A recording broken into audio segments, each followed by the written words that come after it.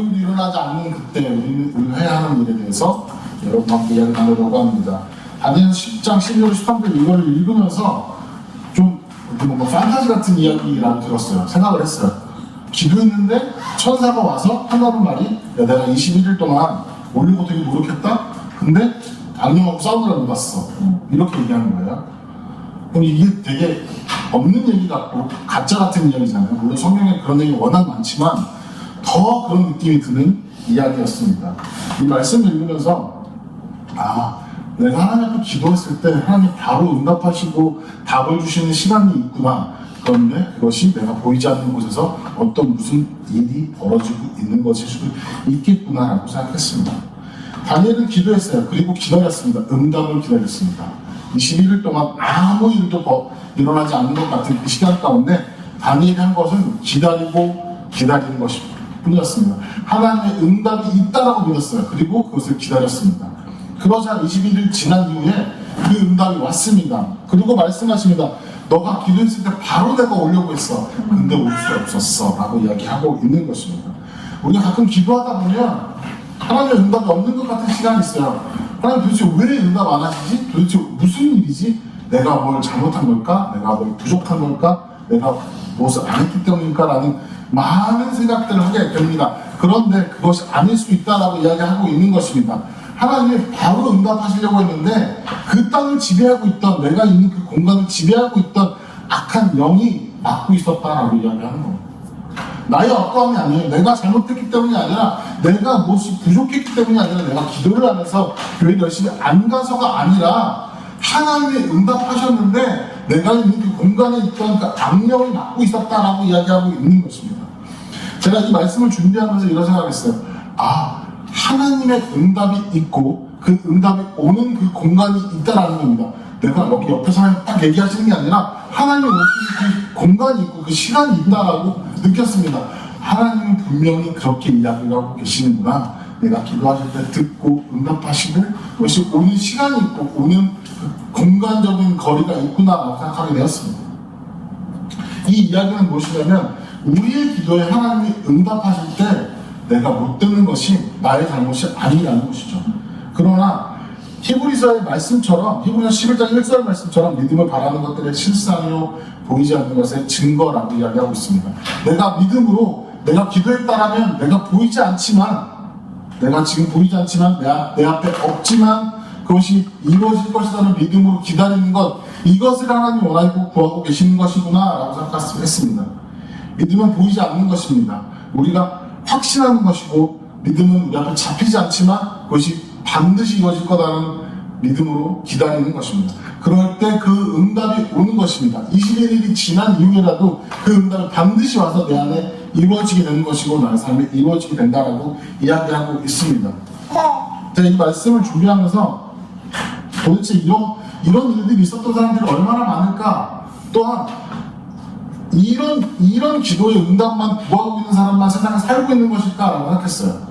이 얘기는 무슨 얘기냐면 내가 너무 힘들고 어려우니까 하나님께 기도해서 응답을 구하는 사람만 있는 게 아니라 아무런 문제 없이 살아가는 사람들도 있어요. 하나님 잘 믿고 교회 잘 나와서 꼭 그렇게 살아가는 것처럼 보이는 사람도 있습니다. 하는 일마다 잘 되고 성공하는 것처럼 보이는 사람도 있다는 거예요.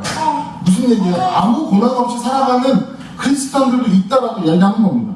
그런 사람들은 그런 기도의 응답을 다 받았기 때문일까? 또한 그런 사람들은 기도의 응답이 나랑 다르게 오는 것일까? 라는 생각을 했습니다.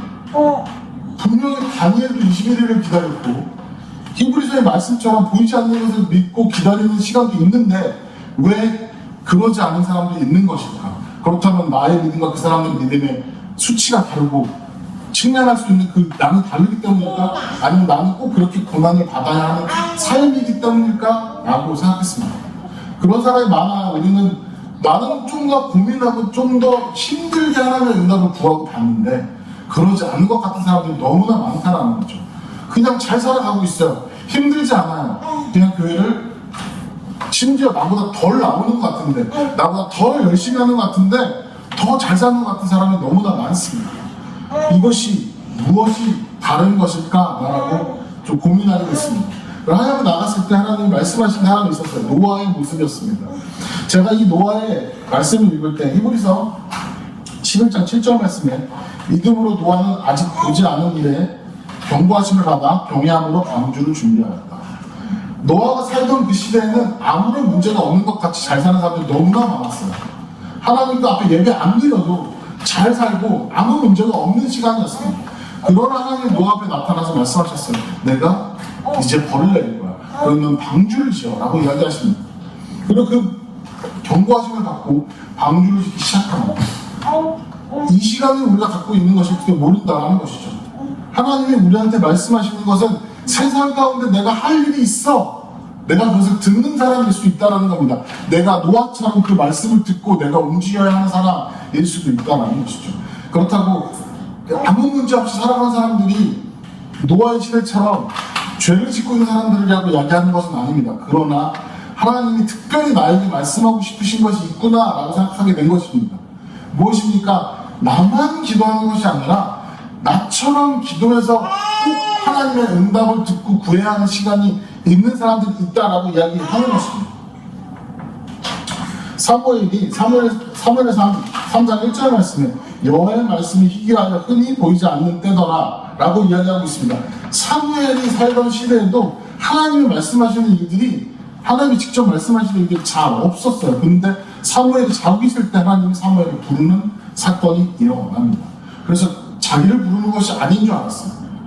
그러나 세 번 부를 때 하나님 앞에 나아갑니다. 그러나 하나님께서 이야기하십니다. 하나님은 이 사무엘과 노아의 이야기를 저에게 말씀하시면서 우리의 이 시대 가운데 내가 들어야 하는 것이 반드시 있는 것이기 때문에 내가 하나님께 나아가는 그 기도의 시간을 만들고 계시는구나. 내가 꼭 그 시간이 나에게 필요했기 때문에 또한 여러분의 삶 가운데 꼭 필요하기 때문에 하나님이 내가 너를 통해 할 일이 있어 라고 이야기하고 계시는 거구나 라고 생각했습니다. 하나님 말씀하고 싶으신 건 그거예요. 내가 너를 통해 할 일이 있고 그러니 내가 너를 통해 응답할 거야. 내가 너의 기도에 응답할 거니까 기다려. 21일이 지나도 반드시 내가 너에게 응답할 거야. 그 시간만 기다리면 너가 보지 못했던 것을 보게 되고 만지지 못했던 것을 갖게 되는 귀한 시간을 가지게 될 거다라고 말씀하고 계시는 것입니다. 노아는 아무 일도 일어나지 않은 때 방주를 지었고 사무엘은 평온한 밤에 하나님의 음성을 들었습니다. 우리의 삶이 평온한 것과 아무 일이 없는 것과 상관없이 주님은 말씀하고 계십니다. 여러분의 삶 가운데서 하나님 앞에 나아가서 하나님 나는 왜 좀 더 다른 삶을 삽니까? 라고 이야기한다면 하나님이 그렇게 만들고 싶으신 거예요. 하나님이 여러분의 삶을 온전히 다른 삶으로 만들고 싶으신 것입니다.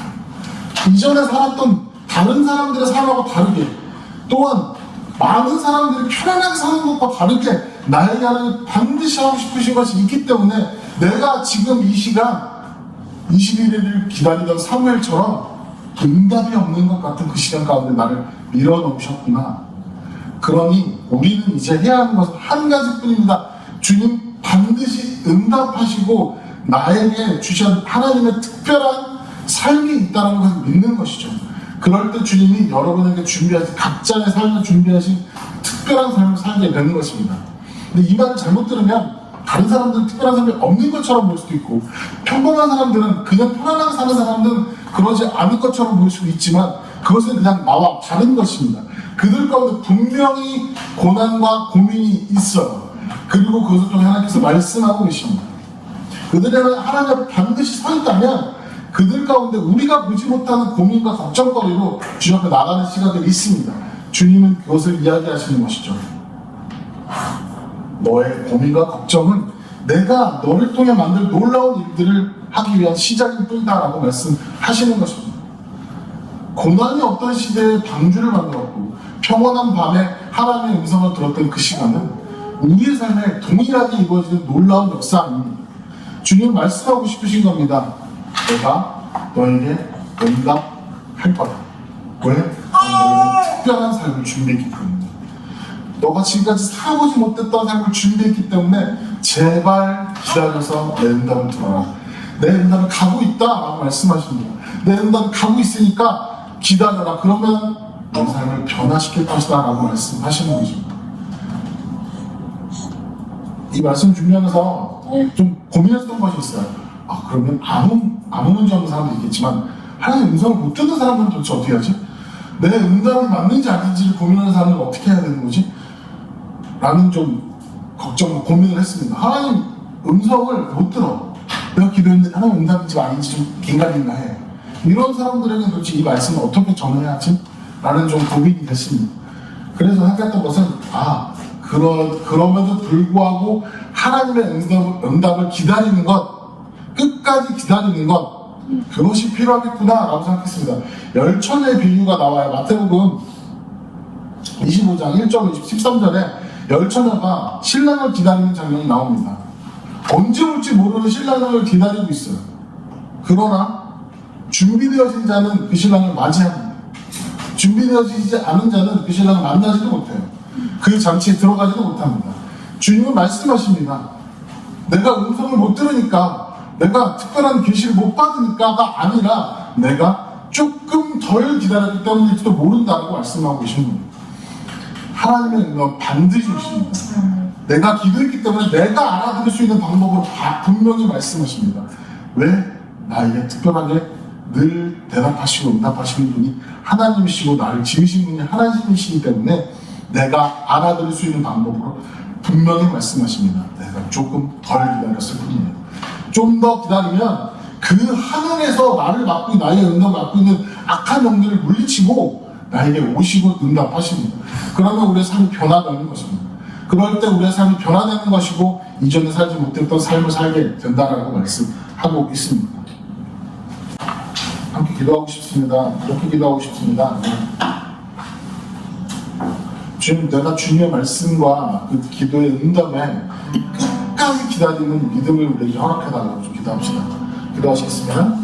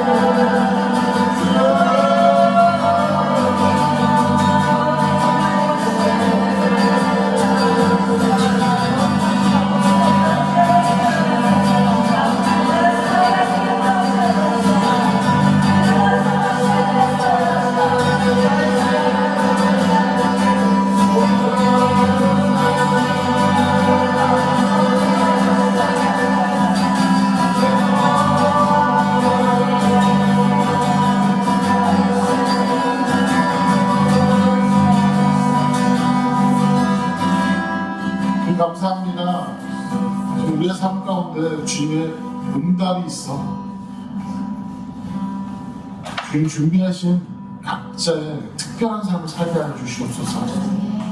또 주님께 구하는 것은 세상의 평온에 빠지지 않고 주님이 준비하신 특별한 삶을 꿈꾸며 바라며 기대하며 또 누리며 살아가게 하여 주시옵소서.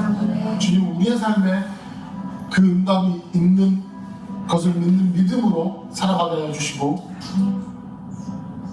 이전에 보지 못했던 것을 보게 하시고 만지지 못했던 것을 만지게 하시며 살아보지 못했던 삶을 살게 하여 주시옵소서. 주님이 준비하신 것 이제 누리겠습니다. 주님이 준비하신 것 이제 취하겠습니다. 주님 그 뜻을 끝까지 기다리겠습니다. 감사하며 예수님의 이름으로 기도드렸습니다. 이제는 우리 주 예수 그리스도의 은혜와 하나님 아버지의 극진하신 사랑하심과 성령님의 인도하심이 주님의 뜻대로 살아가기 원하는 예배자들 가운데 이제부터 영원토록 함께하기를 축원하옵나이다. 아멘.